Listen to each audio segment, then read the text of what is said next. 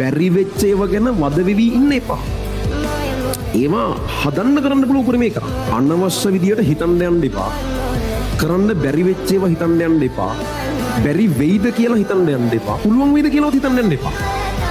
වැඩ කරන්න. මැෂින් වගේ වැඩ කරන්න. ඉමෝෂන්ස් වලට ආව හැන්ඩල් කරන්න දෙන්න එපා.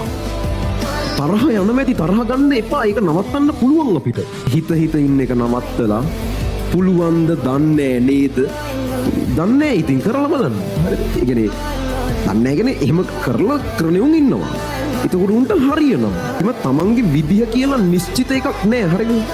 ඔයාට ඒක ඩිසයිඩ් කරන්න පුළුවන්. විශේෂයෙන්ම ඔය වයසේ මිනිස්සු කියන්නේ තමන්ගේ විදිය වැඩිපුරම වෙනස් කරන්න පුළුවන් වයස. ඕගොල්ලොන්ටම තේරෙනවා ඇති ගිය අවුරුදු හිටපු එක්කන නෙවෙයි මේ ඉන්නේ. සමහර ඒ කාලේ අදහපු ගොන් අදහස් දැන් වෙනස් වෙලා තියෙනවා. ඒ කියන්නේ එහෙම පැහැදිලිව වෙනස් වෙන්න පුළුවන්ම කාලේ ඕගොල්ලෝ ඉන්නේ. වැඩිපුරම එක්ස්පීරියන්ස් එකතු වෙන කාලේ ඕගොල්ලෝ ඉන්නේ. ඉතින් ඕගොල්ලන්ගේ විදිය කියලා එකක් නෑ. සමහරවිට ඉතින් මම ඉතින් එහෙමයිනේ කියලා.